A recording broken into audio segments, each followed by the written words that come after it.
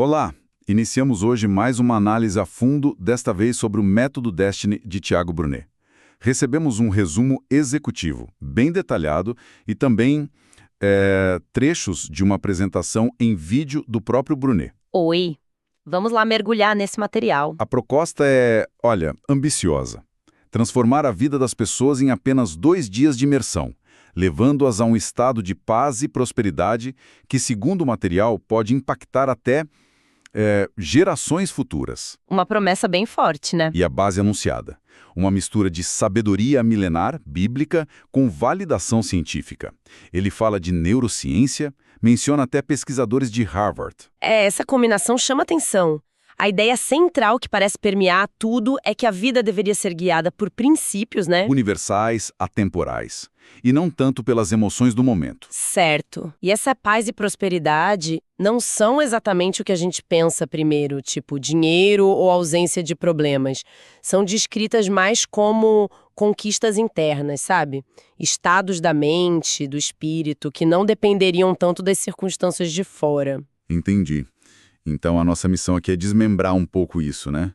Ver a estrutura, a lógica desse método, como é que ele se propõe a fazer essa transformação toda.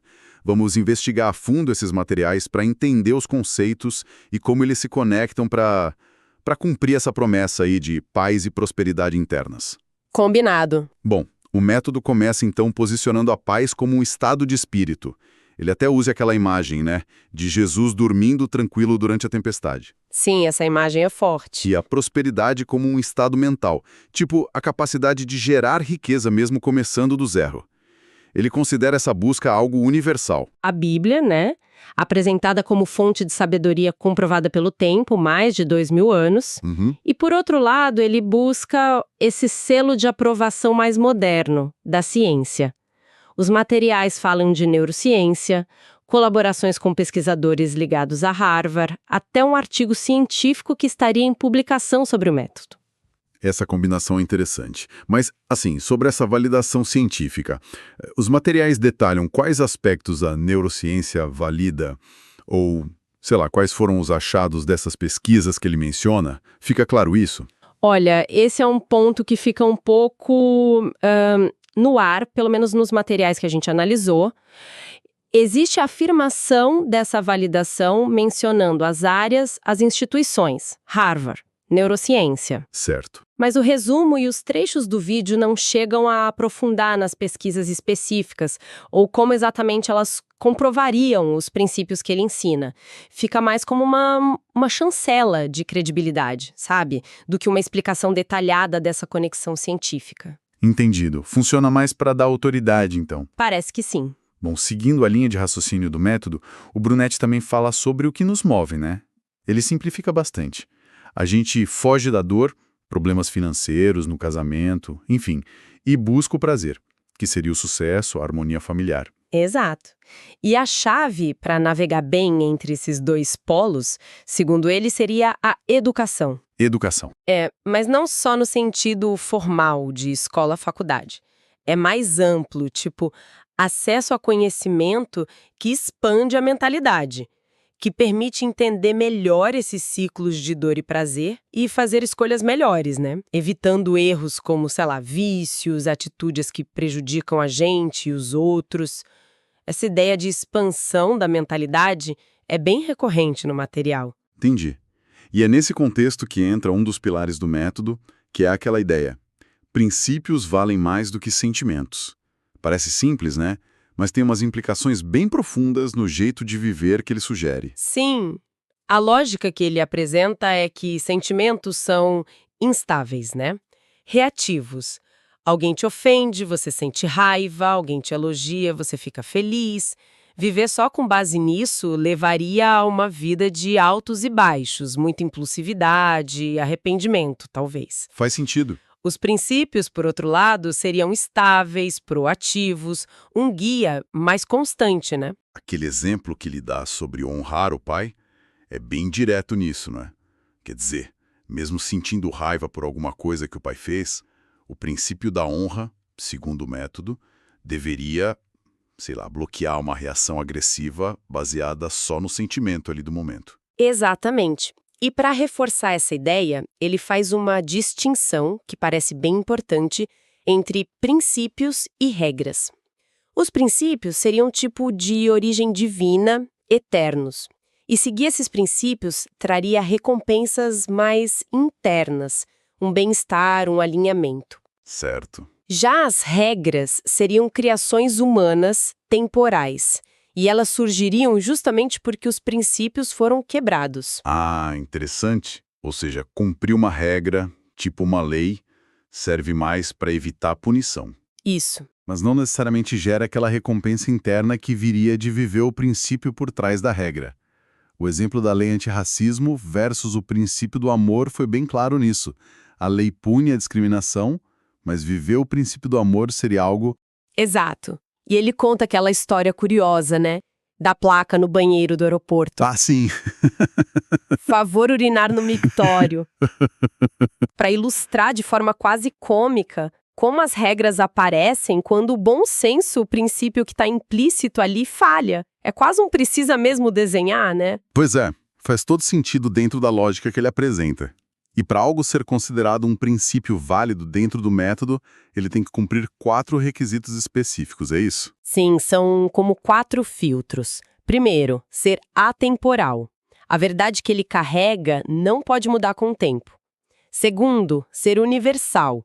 Tem que valer em qualquer lugar do mundo, para qualquer cultura. Terceiro, ser incontestável por lei. Ou seja, nenhuma lei pode proibir alguém de viver por aquele princípio. Ok. E quarto, ser baseado em sabedoria milenar. E aqui a referência explícita nos materiais é a Bíblia. Entendi. E o método então se debruça sobre 12 desses princípios. Perdão, honra, sabedoria, relacionamentos, verdade, servir, prosperidade, disciplina, inteligência, exclusividade, fé e amor. São nomes conhecidos, né?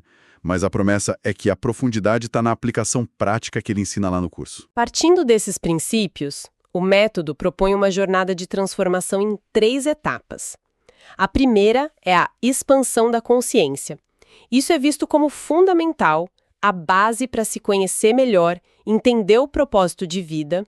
Sem essa expansão, o material sugere que as grandes realizações ficam meio bloqueadas. Certo. Expandir a consciência primeiro. E depois? Depois vem a segunda etapa, acreditar sem duvidar.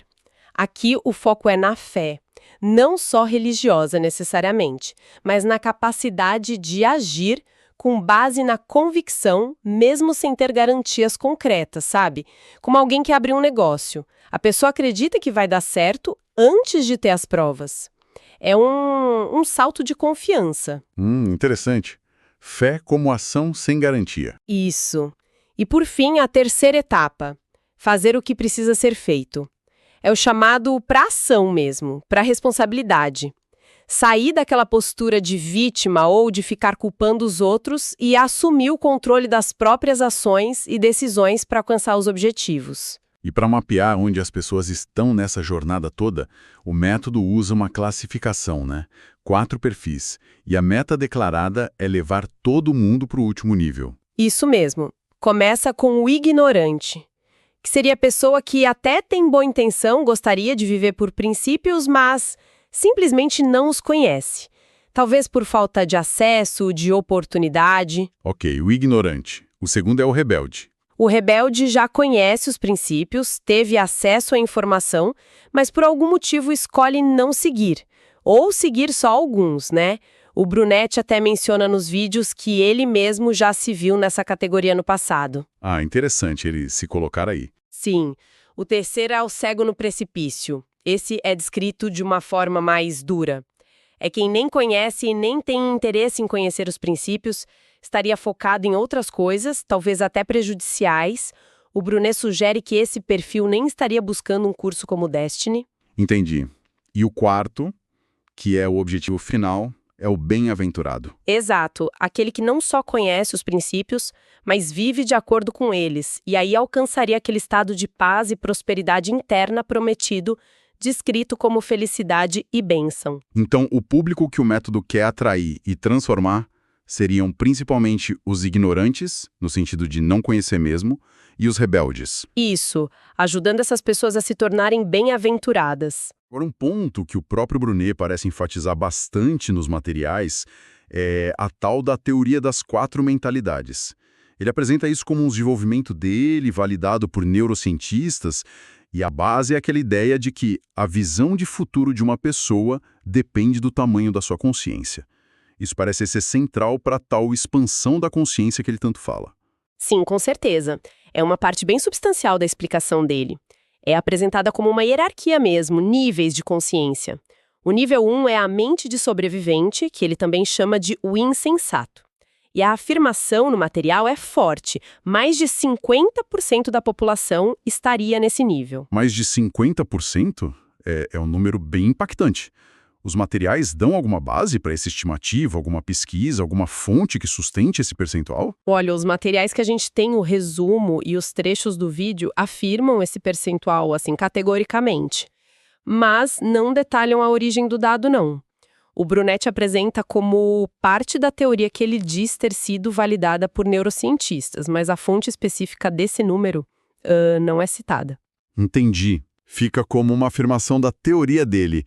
E quais seriam as características dessa mente de sobrevivente? Segundo a descrição, seria alguém com uma aversão a aprender, que até tira sarro de quem estuda, sabe? Extremamente reativo, guiado por emoções meio descontroladas, facilmente influenciável por notícias falsas, tendências de opinião, sem muito filtro crítico. A pessoa que vai com a boiada, como ele disse. Entendi. E tem mais, né?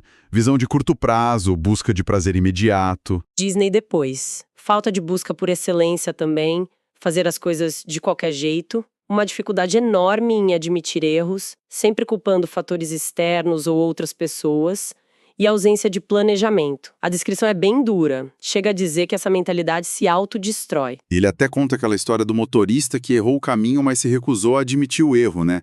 Para ilustrar essa dificuldade em assumir a responsabilidade, que seria típica desse nível 1. Exato. Subindo um degrau, a gente tem o nível 2, a mente de executor. Seria a mentalidade da maioria dos funcionários numa empresa, segundo ele. Já é um avanço em relação ao sobrevivente, mas ainda tem limitações. A pessoa faz o que mandam, mas sem muita iniciativa própria. Qual a principal diferença para o nível 1, então, se ambos têm limitações? A motivação é um pouco maior e a pessoa até reconhece os próprios erros, diferente do sobrevivente que culpa os outros. No entanto, segundo a teoria, falta essa mentalidade, um motivo forte o suficiente para mudar o comportamento, mesmo sabendo que errou. Outra característica que ele aponta é a tendência a centralizar tarefas por medo de perder espaço ou importância se delegar. Brunet associa essa mentalidade àquela parábola bíblica do servo inútil, que faz só o estritamente necessário, o dever. Entendi. O nível 3 parece ser um ponto de virada importante. A mente de empreendedor. O que define essa transição, então? O fator-chave que ele destaca é a disposição para tomar riscos. Essa mentalidade é descrita como proativa, autoconfiante, tem uma visão de longo prazo, planejando anos à frente, busca um alto nível de excelência, não tolera desorganização ou mediocridade no que faz. Além disso, desenvolve habilidades de gestão, comunicação, sabe delegar. Aquela história do Rony, que abordou o Brunet proativamente com ideias e conseguiu uma oportunidade, seria um exemplo dessa iniciativa, né? De sair da posição de executor. Certo. O risco e a proatividade marcam esse nível.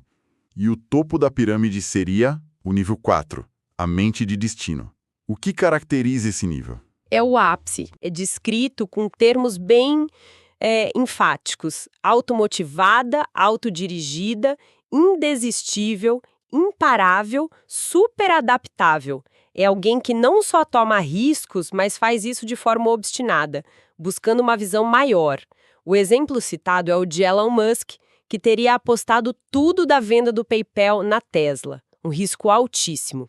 Criatividade elevada e planejamento estratégico em todos os horizontes. Curto, médio e longo prazo também são características apontadas. Mas ele menciona um lado potencialmente negativo, não menciona? Sim, o material aponta isso, que por ser extremamente focado em resultados e produtividade, quem opera nessa mentalidade pode às vezes acabar passando por cima de pessoas ou relacionamentos para atingir os objetivos. Uma espécie de efeito colateral desse foco intenso. Entendi. Essa estrutura das 4 mentalidades parece funcionar, então, como um diagnóstico, né? E um roteiro para o desenvolvimento dentro do método. Aquela ideia de que a consciência, uma vez expandida, não volta ao estado anterior, é bem marcante. Sem dúvida. A história do amigo que recusou a promoção por medo de sair do conforto também ilustra bem essa resistência à mudança que pode prender alguém nos níveis mais baixos, né? Exato. E essa expansão da consciência, segundo o método, depende fundamentalmente de um dos 12 princípios, a inteligência. Ela é apresentada como a primeira a ser ensinada e a base para compreender todas as outras. Por que a inteligência seria tão fundamental assim, a ponto de vir antes dos outros princípios? A argumentação que ele apresenta é que, sem desenvolver a inteligência, a pessoa não conseguiria nem sequer entender os outros princípios, ou mesmo os mandamentos divinos que ele cita. Ele usa o Salmo 119, dá-me inteligência para que eu aprenda os teus mandamentos. A ideia é que a compreensão tem que vir antes da aplicação? Faz sentido. E como ele define essa inteligência? É algo que a gente nasce com ou desenvolve? A analogia que ele usa é a de um músculo. Todos teriam o equipamento de fábrica, a capacidade inata, mas a inteligência que realmente faz a diferença seria adquirida, desenvolvida ativamente, pelo estudo, pela leitura, pelo aprendizado contínuo. Ele até usa Provérbios 3,13 para diferenciar: feliz o homem que acha sabedoria e o homem que adquire conhecimento, inteligência. Tem uma ênfase muito grande em dominar o próprio idioma e a interpretação de textos como a base para essa aquisição. Isso me lembra um ponto que ele levanta sobre a primeira aparição pública de Jesus, aos 12 anos. Sim, ele destaca isso, que Jesus, aos 12 anos, lá no templo, demonstrou inteligência ao debater com os doutores da lei. Não foi poder para fazer milagres, isso só viria depois. A interpretação que ele oferece é que o desenvolvimento intelectual, a inteligência, seria um pré-requisito para poder administrar conquistas maiores ou poder espiritual mais tarde. Interessante essa leitura. E quais seriam os frutos práticos de desenvolver essa inteligência, segundo o método? O que muda na vida da pessoa? Vários são mencionados. Tomar decisões melhores e mais rápidas, ter autodomínio sobre emoções como medo, vergonha, comunicar-se de forma mais eficaz e ter visão estratégica para os negócios e para a vida. Aquele exemplo do Rogers, que participou de uma mentoria e passou de contador a dono de uma empresa de contabilidade, ilustra bem essa mudança de perspectiva e atuação que a inteligência desenvolvida proporcionaria. Ao longo de toda essa explicação, algumas frases-chave parecem encapsular as ideias centrais do método Destiny, né? Aquela que a gente já comentou. Princípios valem mais do que sentimentos é uma delas. Com certeza. E a consequência direta dela. Quando você quebra um princípio, o princípio te quebra. Outra citação forte que ele atribui a um pastor chamado Cash Luna. A vida é um presente, mas a boa vida é uma recompensa. Sugere que viver bem exige esforço, alinhamento, né? Não é só existir. E a conexão direta com a teoria das mentalidades. A minha visão é determinada pelo tamanho da minha consciência. Reforça que o desenvolvimento interno é o que define o alcance externo. Também é muito presente a ideia de que a mudança real precisa de um catalisador forte. A frase é: capacidade você tem, você só não tem um motivo ainda, que é ou uma dor ou uma ambição. Ele usa a própria trajetória como exemplo, né? A virada para buscar prosperidade veio de uma situação financeira difícil no Natal, e a motivação para cuidar da saúde surgiu depois de problemas graves nos rins e coração. A dor ou a ambição como motor. Entendi. E claro, a reafirmação constante da base bíblica como garantia de durabilidade. Ele fala, para perdurar, tem que ter Bíblia, porque é a única coisa que atravessou gerações. Ele faz questão de dizer que ensina o que está escrito e comprovado pelo tempo, não apenas a opinião dele. Resumindo, então, o método Destiny se apresenta como um sistema de desenvolvimento pessoal e profissional bem estruturado. Ele se baseia nessa ideia de viver por princípios que ele considera universais e atemporais, buscando validação tanto na tradição bíblica quanto nessas alegações de respaldo científico. Certo. O motor dessa transformação seria a expansão da consciência, que é mapeada por aquela teoria das 4 mentalidades. E a inteligência é vista como a chave mestra que abre a porta para todo o processo. Parece uma tentativa de fundir espiritualidade, psicologia e um foco bem pragmático em resultados, né? Com a promessa final de alcançar um estado interno de paz e prosperidade mental que seja sólido, que independa das tempestades externas. Uma espécie de fórmula para, como ele mesmo diz, terminar bem a vida. Exato. E considerando essa estrutura toda que propõe essa escolha constante entre seguir princípios ou seguir sentimentos, fica uma questão para refletir, né? Em quais situações do dia a dia essa escolha se manifesta de forma mais clara, mais decisiva para quem está nos ouvindo? Boa pergunta. Pensando na rotina, onde é que essa tensão entre o princípio e o sentimento aparece com mais força? E qual seria o efeito prático, talvez até imediato, de conscientemente escolher o princípio, mesmo quando a emoção do momento está puxando forte para outra direção? Fica aí a reflexão.